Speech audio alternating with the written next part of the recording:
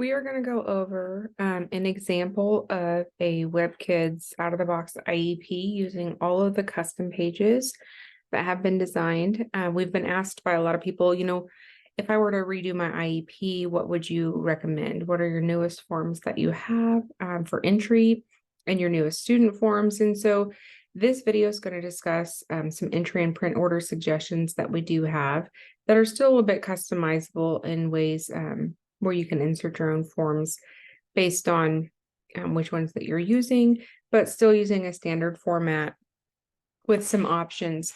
A couple of the things that are of benefit by doing this are one of the things that we get a lot of the time is that I really wish that the IEP from another agency, the data would transfer into my system. Well, in the past and currently, actually, WebKIDSS is designed to do customization. So it's the beauty and also the struggle with WebKIDSS is that you are able to design your IEP in any way that you want, which may look different than your neighboring district. It may look different than every other district in the state. So it's very customizable, but as people customize, we tend to get away from the ability to share that data back and forth because of those customizations. So this is just an example of an IEP version that would transfer to anyone else who is using the same IEP version, using the same variables. And it's a very simple entry and print order that can still be edited in some ways to customize to your liking. So we're going to go over just a little bit of it here. Of course, we're not going to be able to show everything in the demo because people will have unique questions based on their specific forms in their database. So we're just going to get started. And I think I'm going to select a student who is transition age. So we get those screens that pop up also. So it looks like these are, well, here, let's just 8th grade, right? Okay, so this is a draft IEP. Okay, so we're going to see all the screens in the not completed status. And so if you've got this turned on for your agency, it'll say not completed. And then if you check the box, then it's going to tell you that page is completed. So we're going to go through one of these demo students screen by screen just to kind of look at an example of what would that basic IEP look like if I were wanting to switch and be able to data share and, and interchangeably use this IEP and have it transfer to the neighboring agency if they were also using this. So this demographics page is going to be pretty consistent and similar across the board with all agencies. One of the new updates is that we did add on here two fields, which are up for your choice, whether or not you want to use them. So preferred name is an option that you can now include on your IEPs. So it's included on our demo IEP that we have here. So instead of people saying AKA, and Sandy or whatever the name is, and interfering with the actual legal name, they could put the person's preferred name, right? So that's an option you can turn on or off now. And it will transfer back and forth between agencies. And then the dyslexia checkbox is also an option you can turn on now that you can check if dyslexic, just like you can check if gifted. So the state hasn't necessarily said how they're going to keep track of that data. It would make sense to do that in SPED Pro, but at this point in time, we haven't been given any guidance on that. So we did add a checkbox here so that way you're able to start documenting and marking which students that you have that are dyslexic. So that is on there. I'm going to go to the next page in our demo lineup, and we have an additional contact screen. So this screen is not required, but it is nice to have available. So you would be able, anything that I tell you is not required is going to be one of those things that you can choose to either have in your lineup, or you can say, never mind, I don't want to have that. So the additional contacts page, you're going to kind of see a theme in this demo IEP where all the prompts, all the fonts and everything are going to be similar and consistent, because one thing we also found out is let's say I'm an agency and I really liked the transition page from agency B.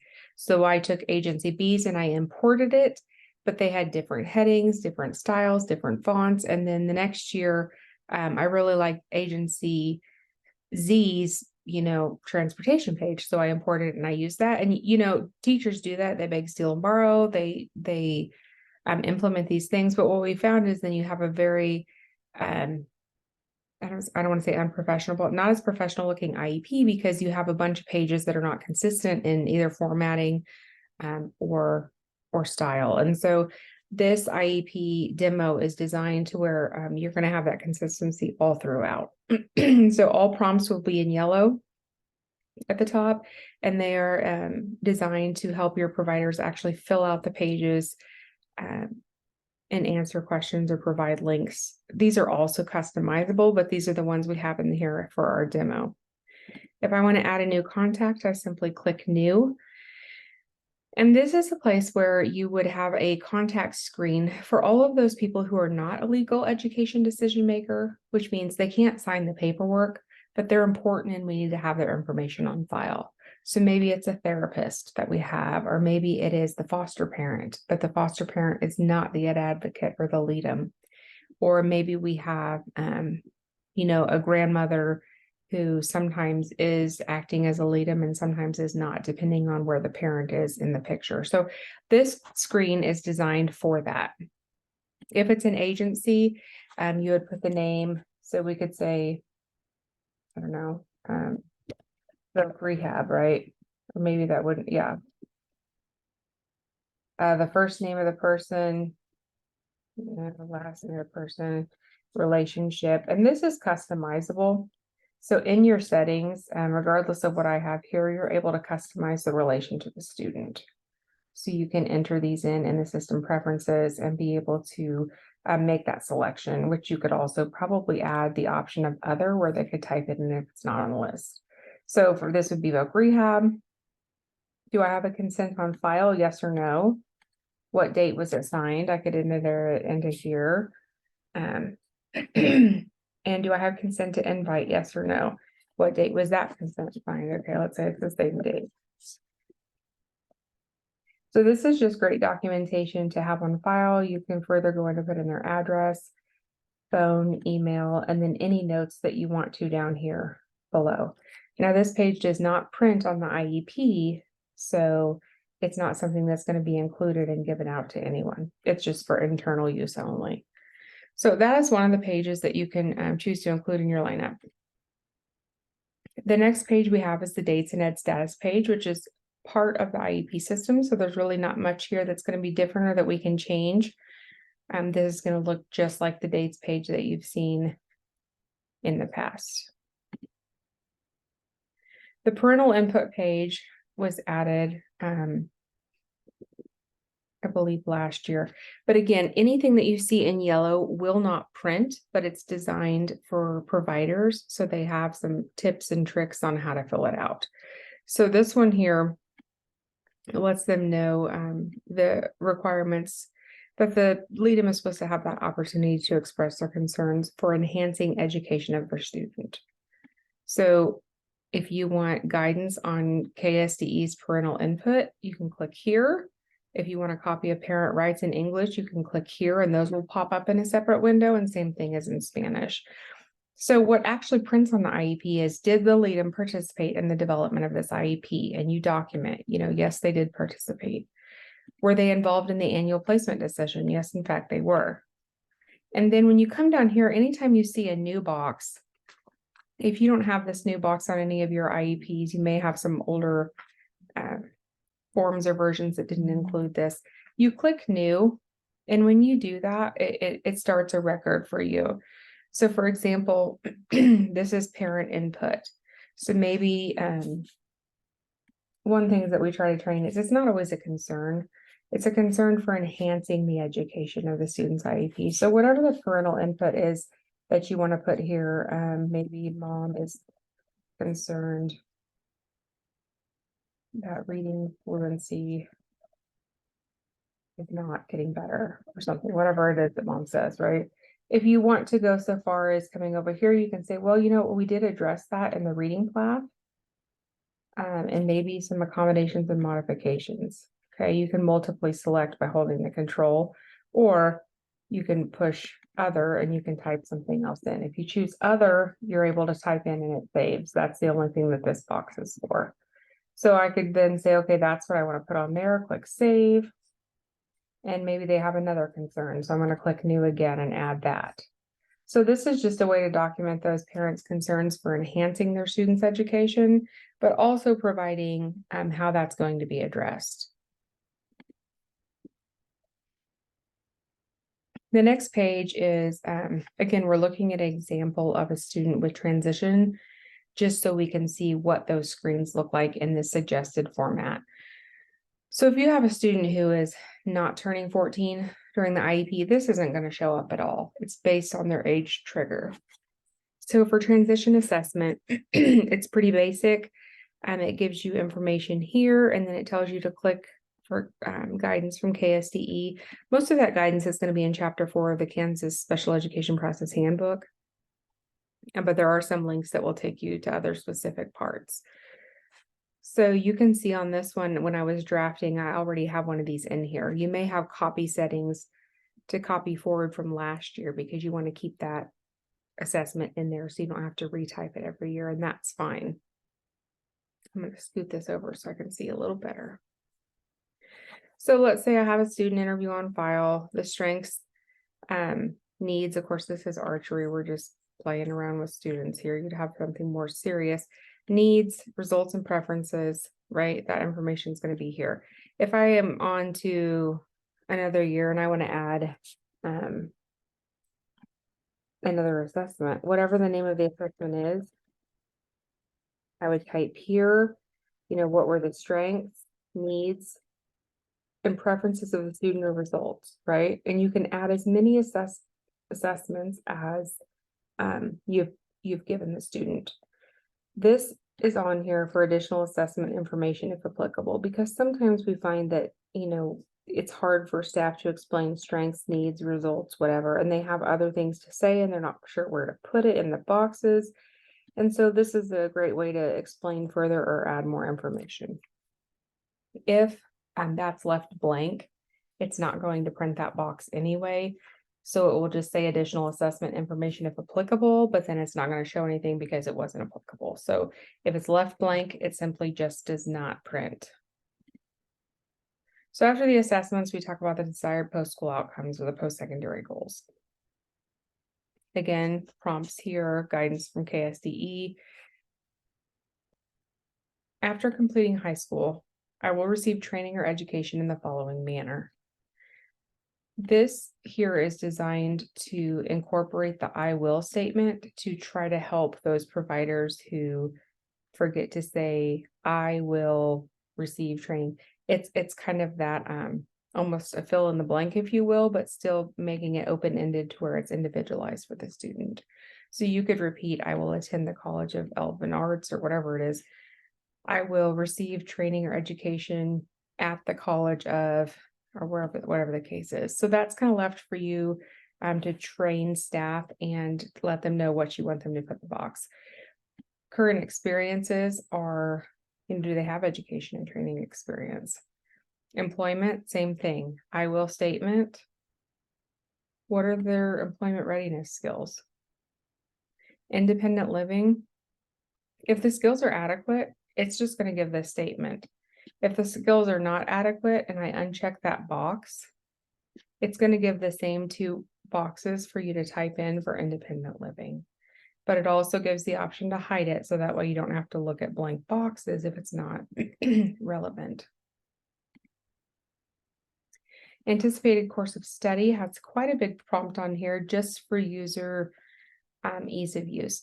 So a lot of people have a blurb or a course of study that they put in all their IEPs. In here, you can customize that and it will default print in that IEP your course of study.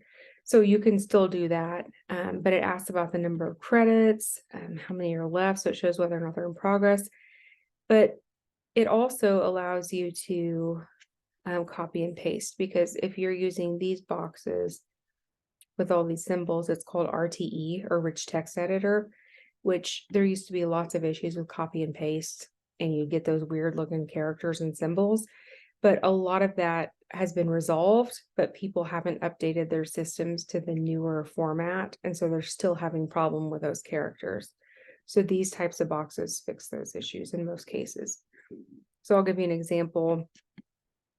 I'm gonna copy and paste, and now you have a template for your staff to be able to complete this.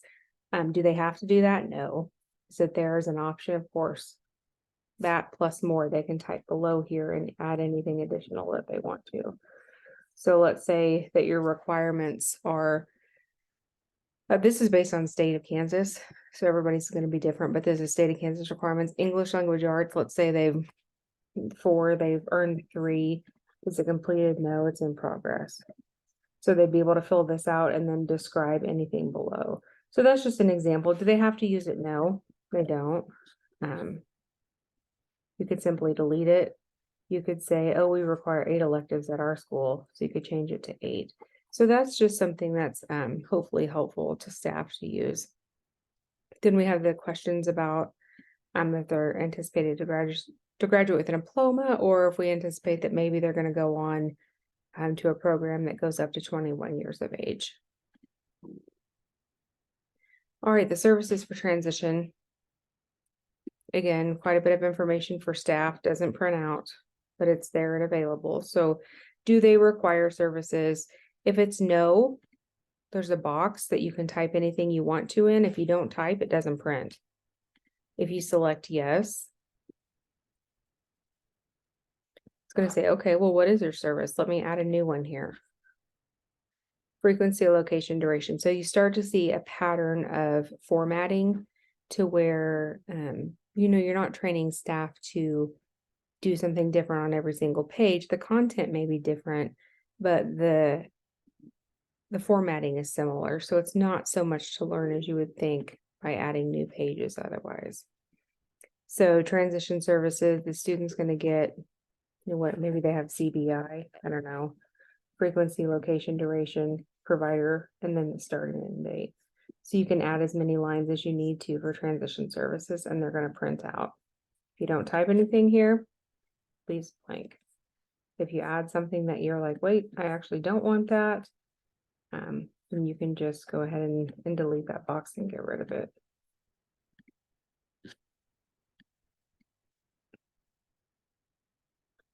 Okay, Voc Rehab, do they require the notification?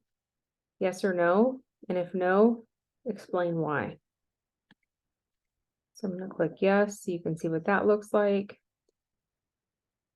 Takes away the explain why box, but it also still keeps these things here that says, here's the date that they signed consent, but also here's the date that we actually notified Voc Rehab and sent the referral. So it copies those 2 things for you.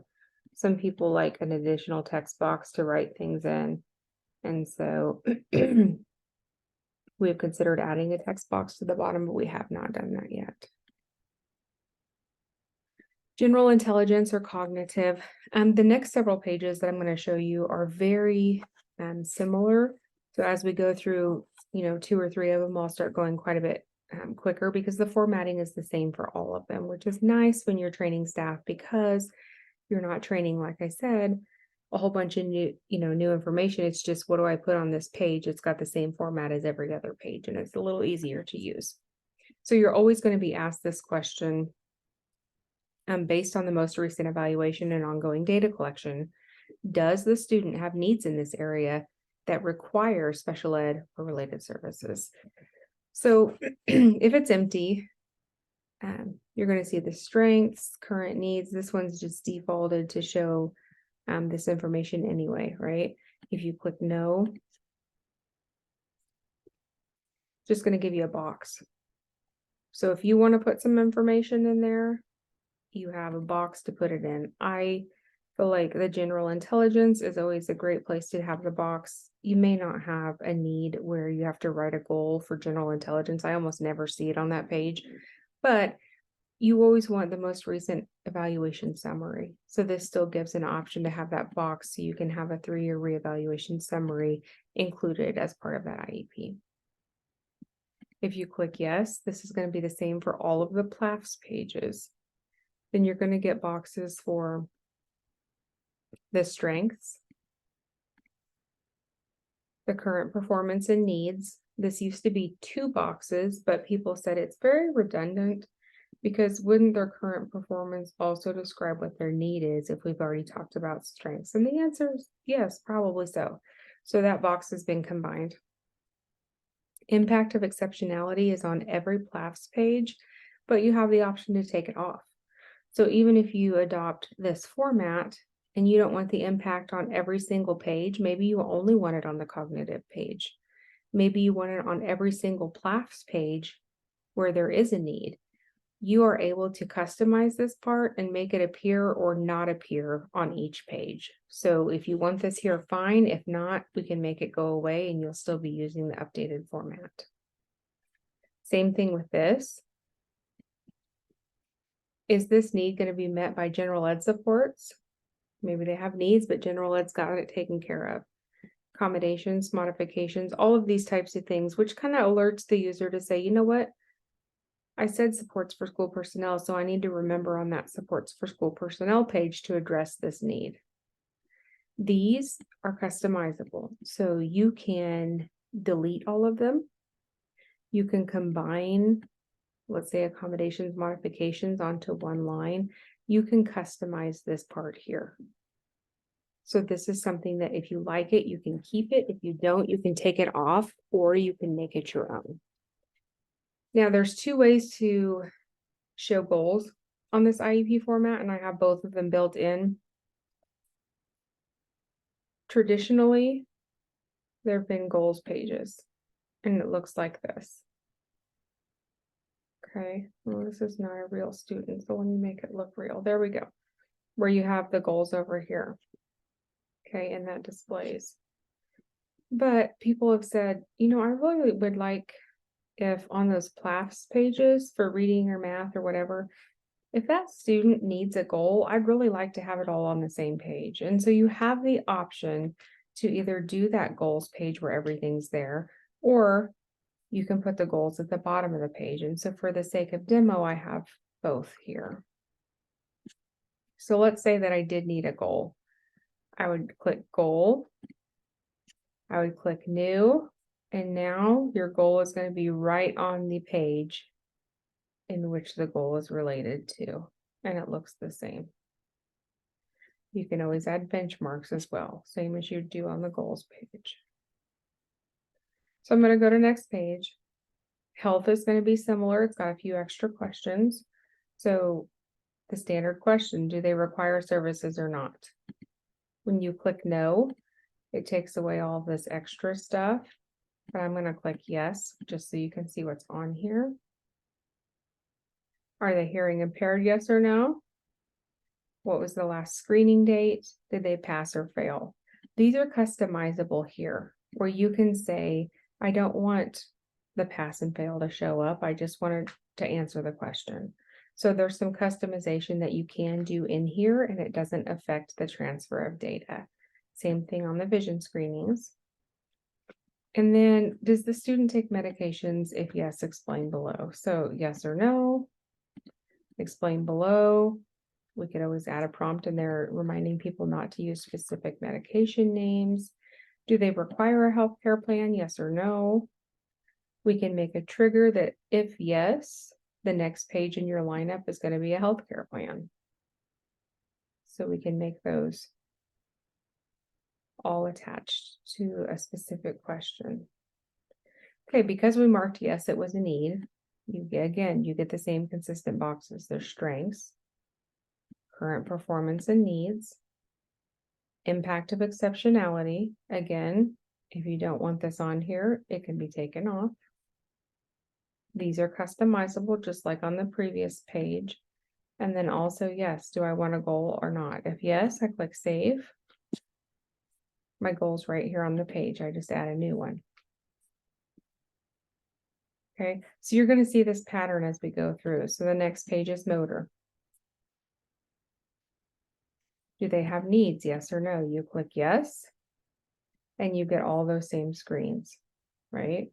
You click, does the student require specially designed adaptive physical education? Yes or no? Okay, that question is on the motor page. I think it's an option as well on the health and physical. You can choose which page you want it to show up on. Communication has its own specific questions as well. Yes or no? If we click yes, it's of course going to have all those extra strengths, needs, and prompts at the bottom. Do they have limited English proficiency? Any special communication needs? If they're hard of hearing, it's got this hard of hearing, it's got the special communication for direct communications with peers. So that's on there too. And then that's because we said yes. If we were to say no, then you're going to see just a screen that's available if you need it. And if you don't type anything, there's nothing there. Okay. Next page is social emotional. This has a few unique questions on this one also, but yes or no. Does the student's behavior impede learning of others or self? Yes or no? Okay. If you say that it's a no, you're just going to have a box that prints or doesn't print depending on if you type in it. If you say yes, just like the other pages, you're going to get current performance, impact if you want it, the check boxes if you want them, and the goal on the page if you want it. Reading, yes or no. No gives you the box that you can put, let's say it's a speech only IEP, and you want to put their reading assessment data, even though it's not part of the IEP, you want that documented because maybe they're struggling in reading and it's something you want to document. Or you can put nothing and it doesn't print. Click yes. You've got the same format, strengths, needs, impact if you want it, check boxes if you want it, goals if you want it. So these are all going to look the same. So reading, math, written language, the goals page. All of those are going to follow the same format, the goals I already showed you. So when we come to the accommodations and modifications, we named it accommodations, mods, supplementary aids, everything together. And the reason that we did this is that we were finding a lot of people had a separate page for each one. And then when they went to go print accommodations, let's say for the state assessment coordinator or for the paras to provide accommodations in the classroom, they were printing the accommodations page, but maybe not modifications, or maybe not supplementary aids and services. And some services were getting missed. And so we, in our example IEP, just have all of it included on one page. Where you are able to then print this page, and everything as far as accommodations, modifications, and supplementary aids prints out for you in one location. So do they have them or not? If it's no, nothing. That's the only statement it prints. If it's yes, you can click new, and you've got the format. I'm going to scoop this over. You've got the format of what is the accommodation, what is the frequency, location, duration, and the starting and ending date. So some of this requires training if you're not used to the 4 boxes, but the 4 boxes also help with the consistency of formatting, and it also helps make sure that they've got all the components. They've got the frequency, they've got the location, and they've got the duration. So an accommodation could be read aloud, when independent reading of more is assigned. I don't know, I'm looking this up. And the general education classroom for the duration of the independent.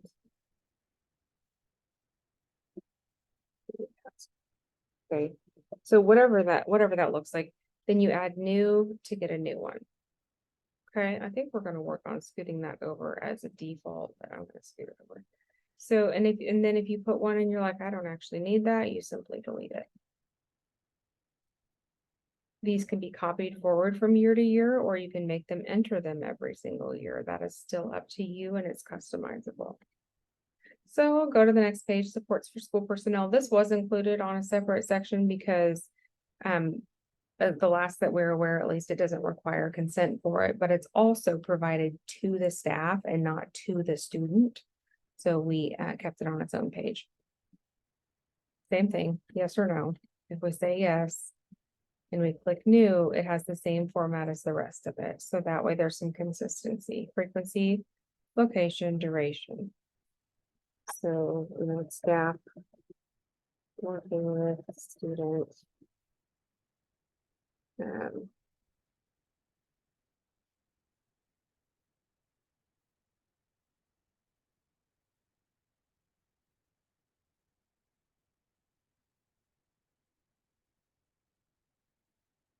Terrible example, but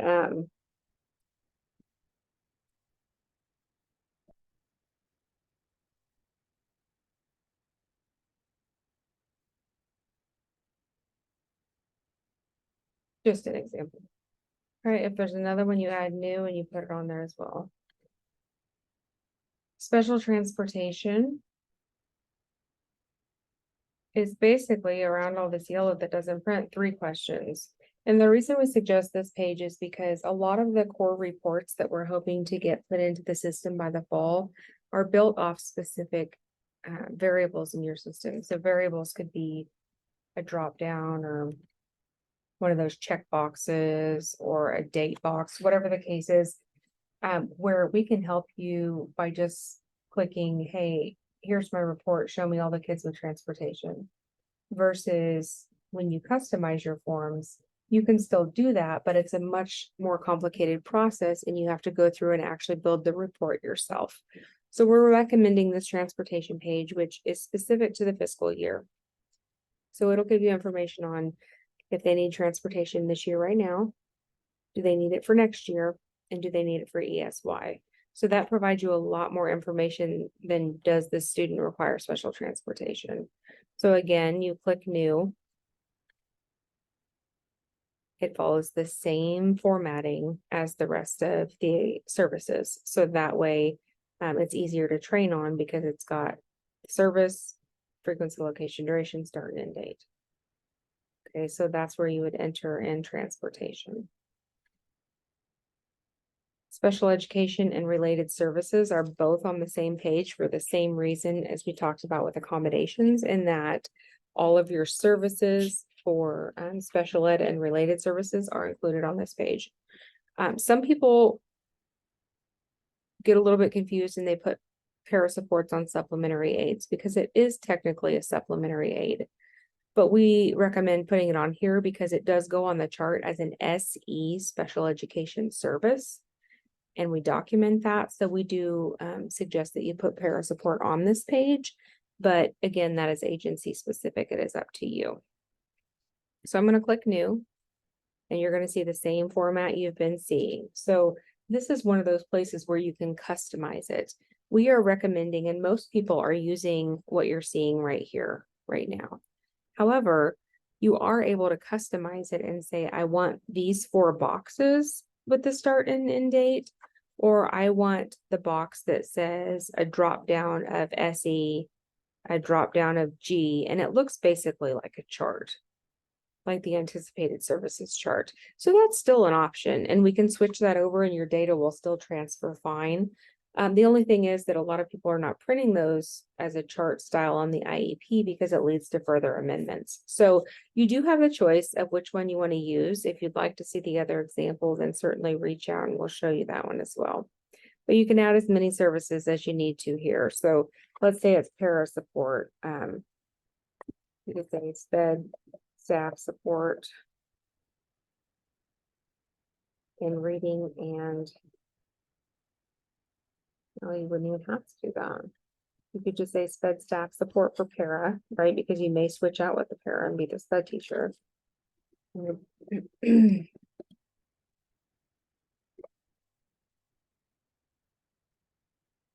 it's during math and reading class or the same duration as general ed peers attend math and reading or whatever, however you train your staff to do that, right?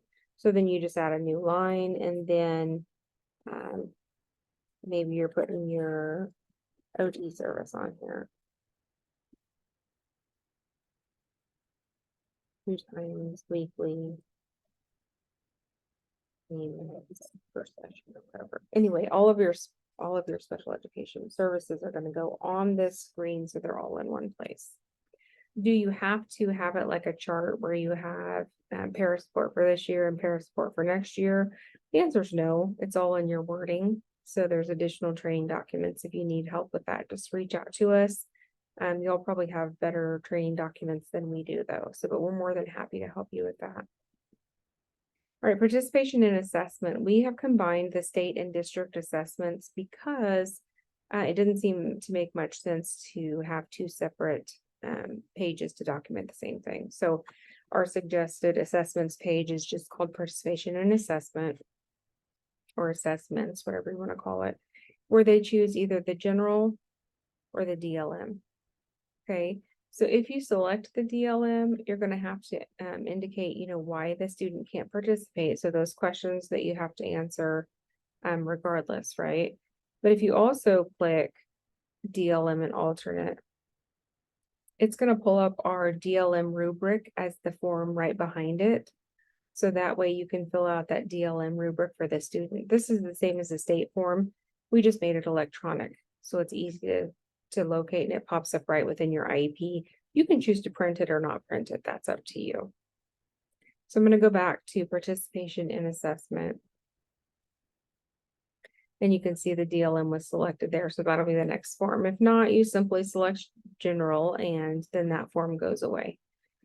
This is the statement that we feel like is key on assessments to where you're not having those discrepancies where providers will put in they get the read aloud here on the assessment, but then nowhere on the IEP does it say that they had read aloud all year long.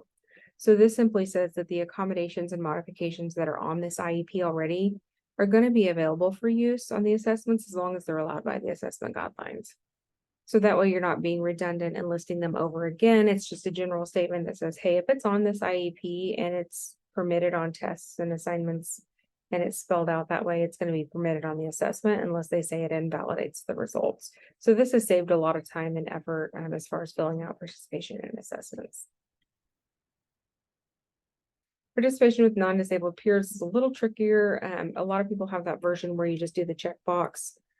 And we have gotten some feedback that is kind of one of those, you check the box, but how do you prove that you thought about it? So we do have here where you have to describe the extent in which the student will not have the opportunity or will have the opportunity to participate. So it's more of a statement. And I always tell people, if you're confused about filling it out or you're not quite sure, you just state the student will have the opportunity to participate and you just restate the question. So it's basically asking them to describe when it is instead of just checking a box saying they will or won't. Okay, as you scroll down further, there are some check boxes that can apply, and this is talking about LRE or the harmful effects.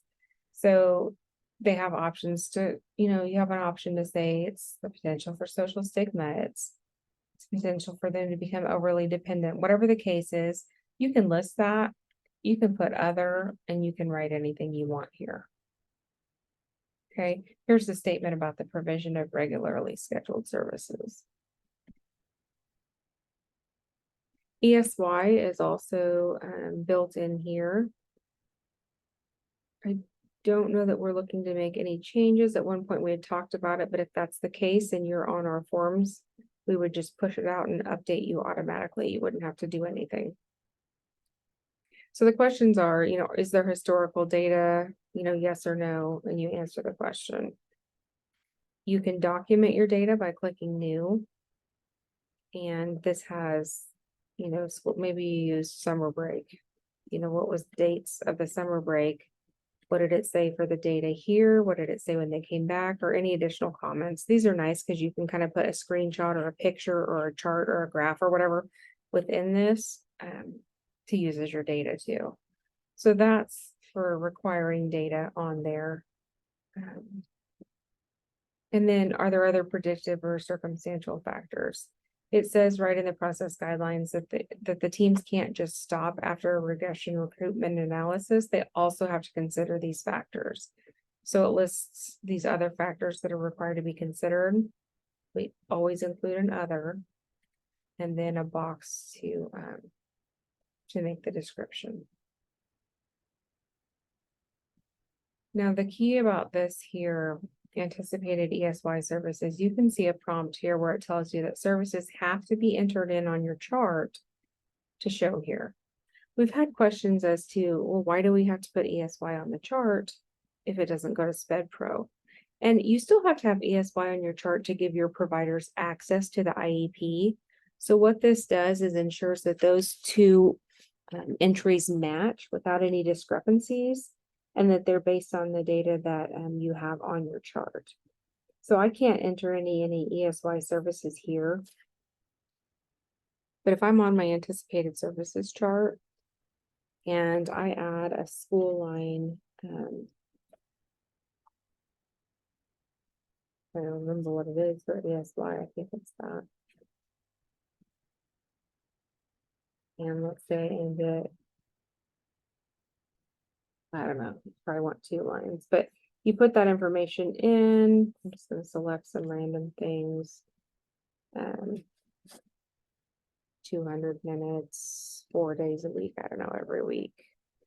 And my provider is this person. Okay, so now that I've put it here, what I should be able to do is when I look at my extended school year, that's going to automatically copy over, so there are no discrepancies. And when I get to ESY, those providers now have access to those kids.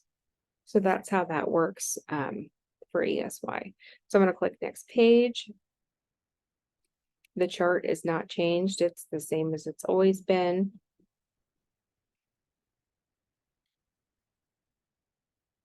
In the lineup, we have some notice and disclaimer pages, and this is taking all of those little things that you have to mention throughout your IEP and getting an assurance that you provided it to that LEADM or that parent. So these notifications will print with your IEP. You can decide if you want them to print at the top, at the end, wherever you want to put them, it doesn't matter. But it has disposition of special education records, accessing public benefits or insurance, transfer of rights, age of majority, student data disclosures, progress report distribution, right? These are all things that you don't have to enter in. They just print on the IEP. We have it in the entry order, so that way the providers can go over it with the parent at the meeting, or at least make mention of that. So as a result from that, when we print that out, there are some IEP acknowledgement and disclaimer pages that they can sign off that they received all of those. So IEP participants page, you can put it at the beginning of your IEP. This one happens to be at the end of the IEP. We can put it in wherever you like. But one thing we learned from COVID is that you don't have to actually sign the document. It's just participation and documentation of attendance.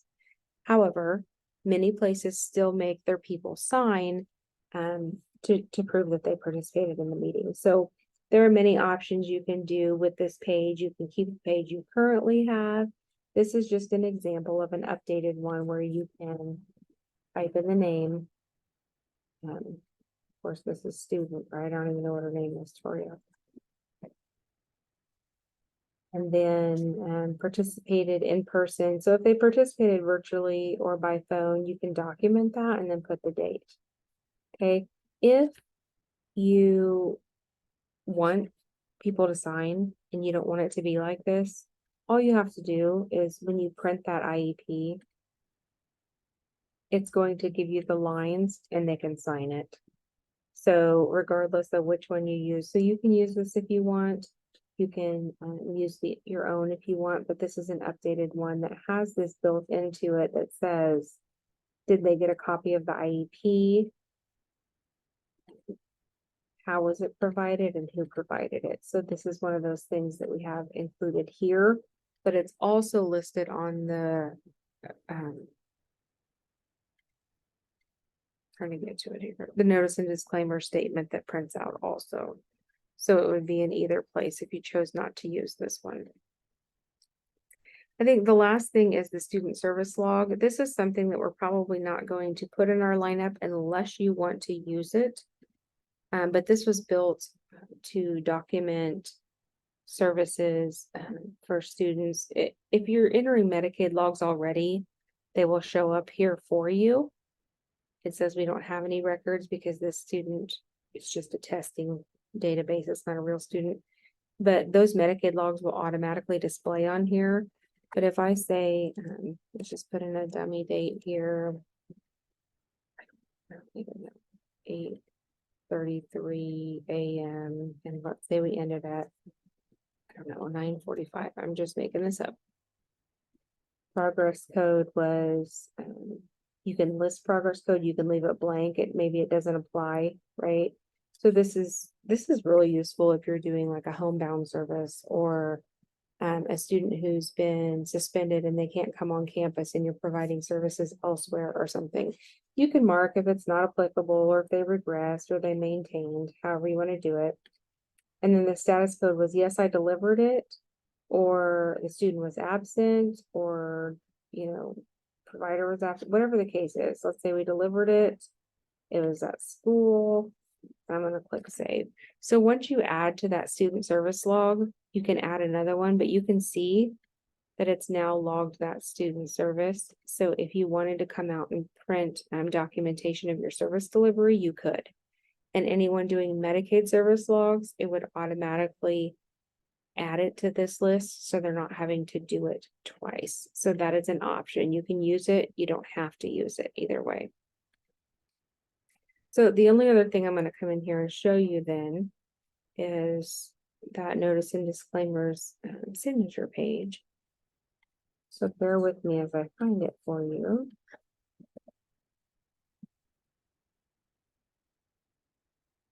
This is the acknowledgement. And so it does show up as a printed version, but behind the scenes, it looks a little bit different.